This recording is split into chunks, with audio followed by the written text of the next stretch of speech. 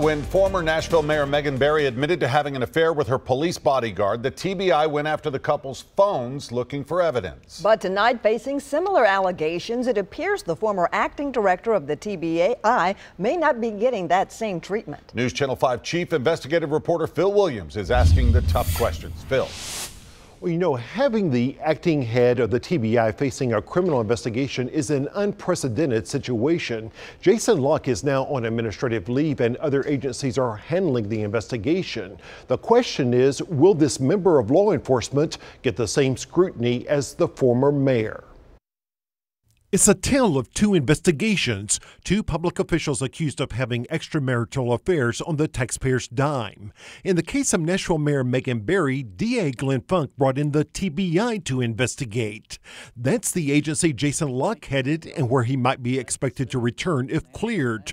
So this investigation is being handled by auditors from the state comptroller's office and agents of the Criminal Investigation Division of the Highway Patrol. But having someone who not only is with the TBI, but was running it at the time these things broke, that's extraordinary. Veteran Nashville lawyer Gary Blackburn notes that when the TBI was investigating Barry's affair with Police Sergeant Rob Forrest, one of the first things they did was to seize Forrest's phone.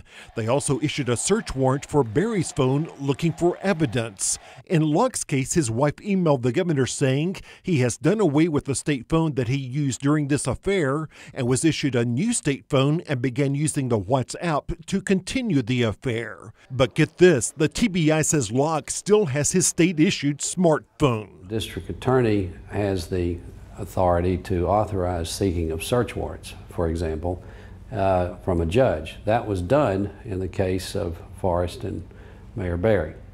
If that's not done here, then plainly these persons aren't being treated in the same way. Guilty.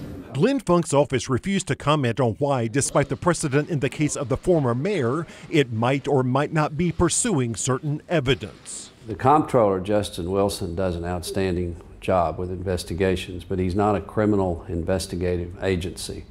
What he will do, his department will do, is to audit and make comparisons of numbers and events. That's very valuable, but that's not a criminal investigation. Getting 330. Right to 3300. Earlier this year, News Channel 5 investigators raised questions about the TBI's use of its $10 million plane and about who investigates the TBI. We had trouble getting all of the information that we would have liked to have seen from TBI. In fact, the comptroller's office said that when they asked to see certain flight logs, the TBI refused, saying any flights related to investigations were off limits, even for state auditors. I think what we found at TBI was an attitude of trust us, but for us that's not always good enough. We want to be able to verify as well. Now, there has been some confusion in recent days about the role of the Department of Safety, and it was only late today that we got specific details about the involvement of agents from the Criminal Investigation Division of the Highway Patrol.